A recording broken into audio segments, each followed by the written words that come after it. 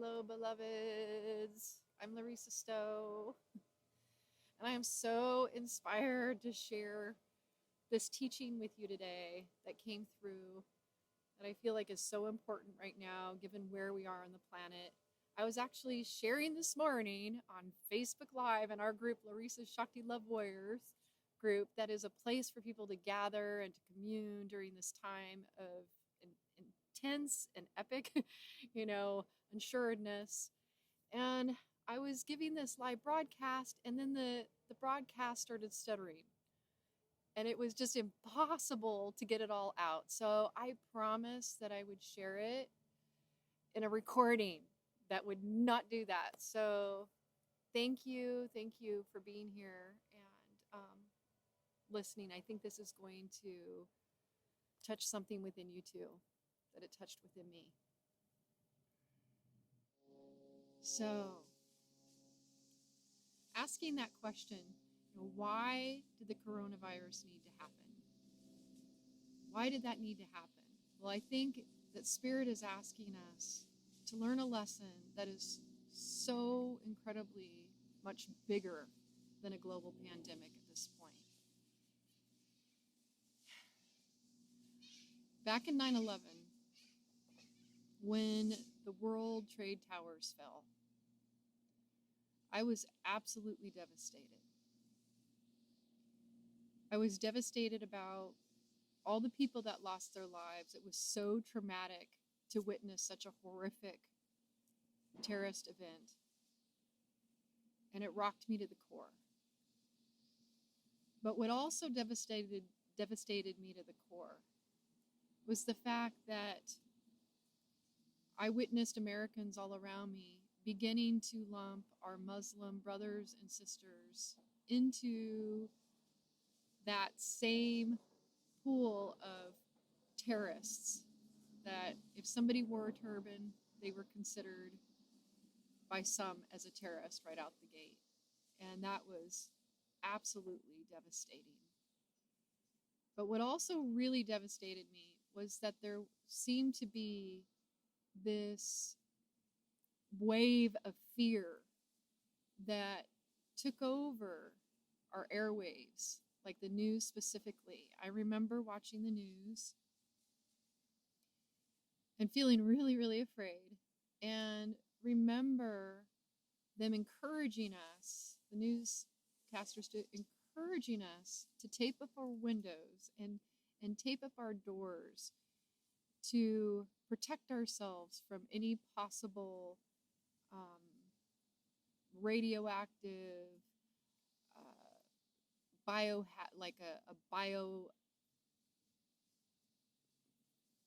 what is the word I'm looking for here? Like a bioterrorist attack. And I felt like this is out of control. I just could feel this is absolutely out of control. And as I felt my own fear starting to overtake me, I realized that I needed to calm myself down. I need to do something because I don't want to get caught up in that wave of fear. So what I did is I got out my guitar and I got out a book by James Twyman called The Emissaries of Light. And in that book, he had this wonderful section of all these beautiful peace prayers from all across the world, from all different world religions. He had gone to this conference in Assisi in Italy, and there were leaders, religious leaders from all over the world, came together to share their prayers of peace. And he brought this to us. He consolidated it in this book. And so I felt like this strong need to lean into these prayers and put these prayers to music to calm myself on down. And so that's what I did. And what I found in that moment was Jesus' Sermon on the Mount. And it really uplifted me. Love, love, love your enemies. Love your enemies. Do good to those who hurt you. Pray for those who abuse you. And in reading that, I meditated on love your enemies. And as I meditated on this, I began to feel myself feeling a little bit of polarization in that. Like, what is the enemy? And I began to feel that, wait a minute, if I truly, truly love, then I'm going to love until there is no enemy. And that was like a little turning point on the inside of me, to love till there is no enemy. And so I sat there with my guitar and I downloaded this melody and Jesus's words, and then I also wrote some verses speaking to love till there is no enemy, do good till goodness becomes you. Well, what does this have to do with today and where we are today? It has absolutely everything to do with today, because we are so incredibly polarized, not only as a nation, but as a world community. There is so much polarization.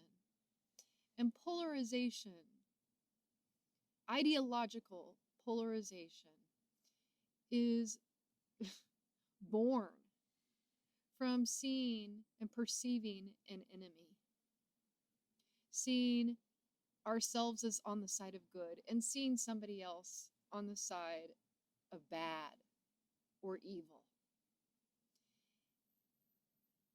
This is such an important and deep meditation. One of my beloved friends, Karen Mondragon, who just became a new minister, was giving a talk at the Center for Spiritual Living, and she shared about this young boy named Isaiah who was in the Auschwitz concentration camp. And it was really touching what she shared.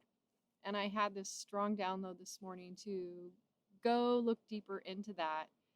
And wow, I found this article written by Andrew Harvey, which is incredibly profound, where he interviews Isaiah, and wanted to share this specifically with you right now. In Isaiah's words, in Auschwitz, I discovered that there was one thing I was even more terrified of than death. When you live in an atmosphere of terror, you realize that all the fears you shrink from in normal circumstances are relatively minor, and that there is one terror that everyone has, which is overwhelming, and that hardly anyone ever talks about, because very few have gone through enough to find it out. And what is this terror, I asked? A little afraid by now. That was Andrew Harvey asking. The terror of love. Of love's embrace of all things, all beings, and all events. Everyone pretends that they want to know and experience love. But to know and experience love is to die to all your private fantasies and agendas, all your visions of right and wrong, even good and evil. Everyone who comes to that death is dragged to it kicking and cursing and screaming and weeping tears of blood, just as Jesus was in the garden. He breathed deeply as if to steady himself. I was 12 years old. It was midwinter. I was in despair. My mother, father, and sister had all starved to death. I knew by then that the chances of surviving or being saved were very slim. There was a guard who was particularly sadistic, who used to beat me with his leather strap until I bled. I was only 12. What did I know about anything about God? All I knew was that I had to decide once and for all whether the horror I saw around me was the ultimate reality, or whether the joy and tenderness I could still feel stirring inside me was the truth. I knew that they couldn't both be the truth. If the horror of the camp was the reality about human nature and life, then what was stirring in my heart was some kind of mad joke.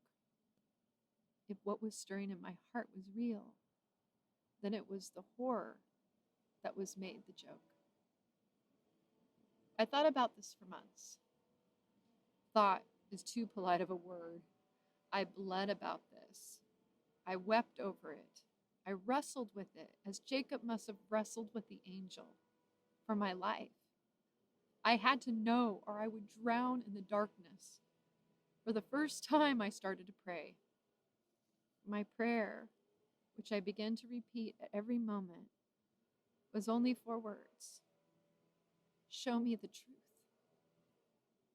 Nothing came.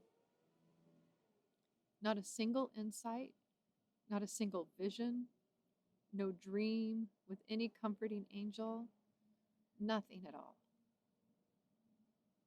But I went on praying, more and more desperately. And then early one winter morning, I heard a quiet voice say to me, you must decide. What did it mean? For a week, I wrestled with this. What could the voice mean? Was this the devil laughing at me? Was I God in disguise?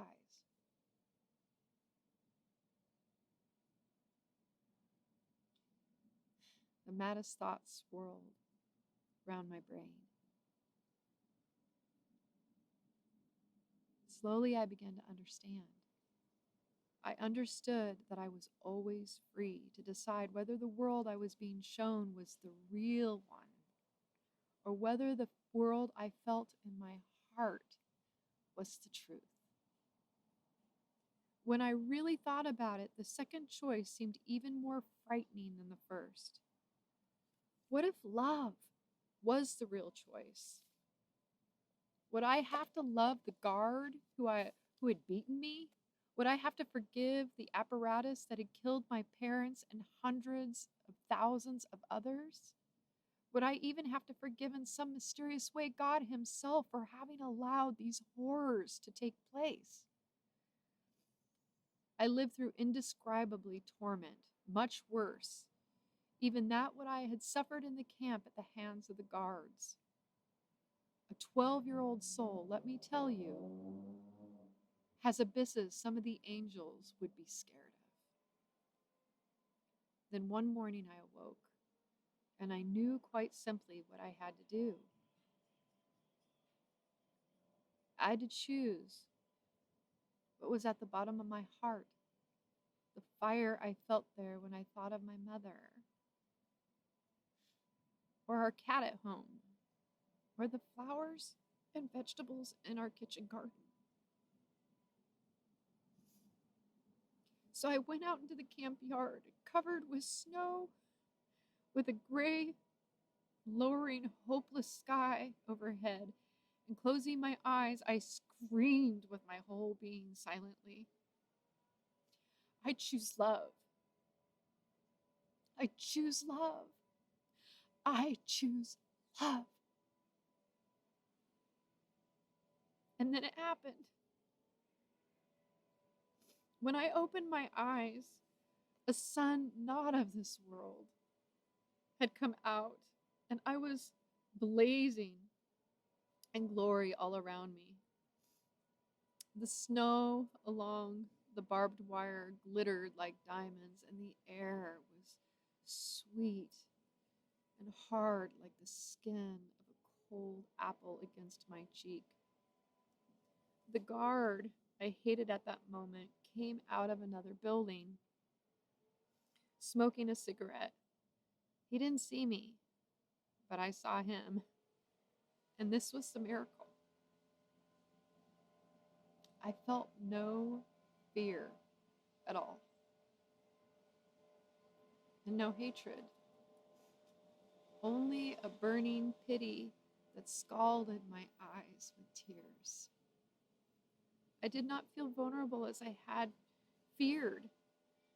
The thing in me that was crying was stronger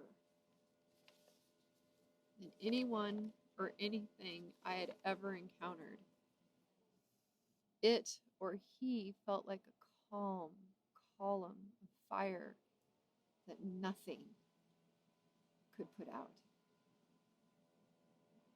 Somehow I survived for another year until release came. Whenever I could, I would gaze at the way the ordinary light changed on the ground, along the wires, on the roofs of the huts and the crematoria. I knew now whose light it was a reflection of. The fire in my chest did not leave. It has never left. I have tried to live and breathe and act from it and from its laws.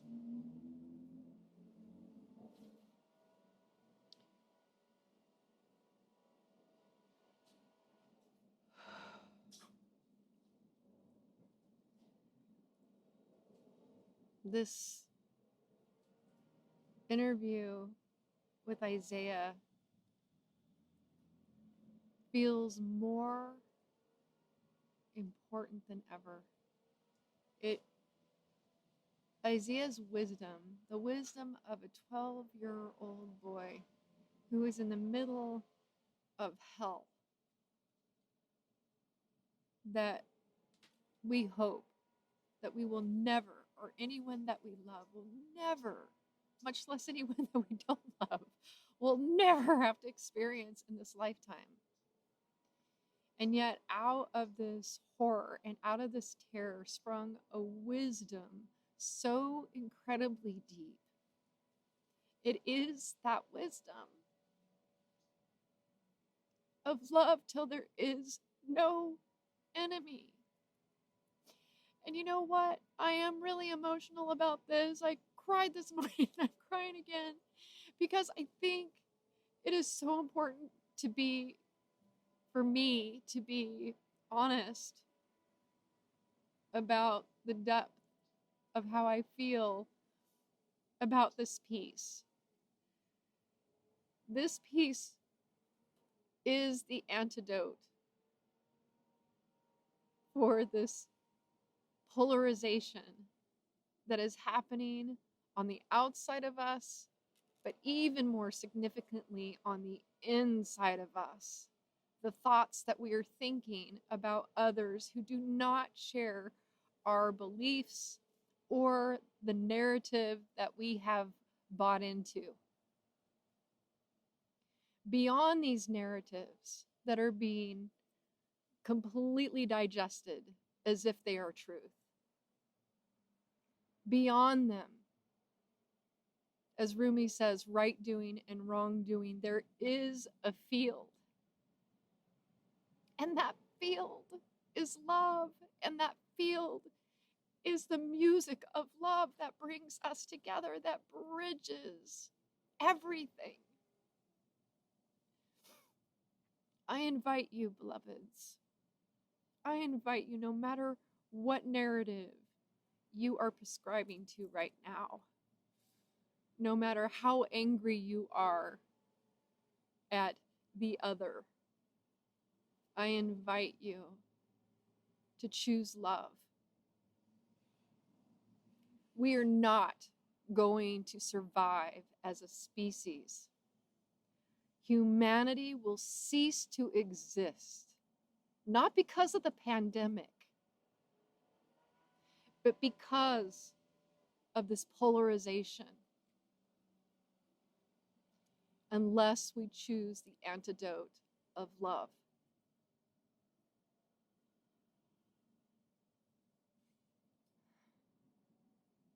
I created these daily meditations.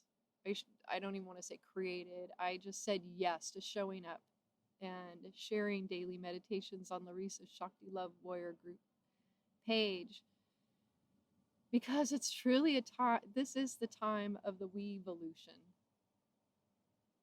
This is the time when we need to link arms like we never have before, no matter what our culture is, the color of our skin, what our beliefs are. It is time for us to link arms in love and see the bigger picture beyond all those false imaginings and all the things that we're thinking in our head. To link arms. There will be no evolution, no more evolving with us without the weevolution of us coming together. I believe in us. I believe that we are ready to take this leap in consciousness that we have been waiting for. So why did this coronavirus happen? Why is all this happening? Because we needed to come into one unified vision, one unified place where we feel each other so deeply. And in doing so, remember love. And it is that, from that, that we will make this leap in consciousness that we have all been waiting for. Let's bring it in together. In love, for love,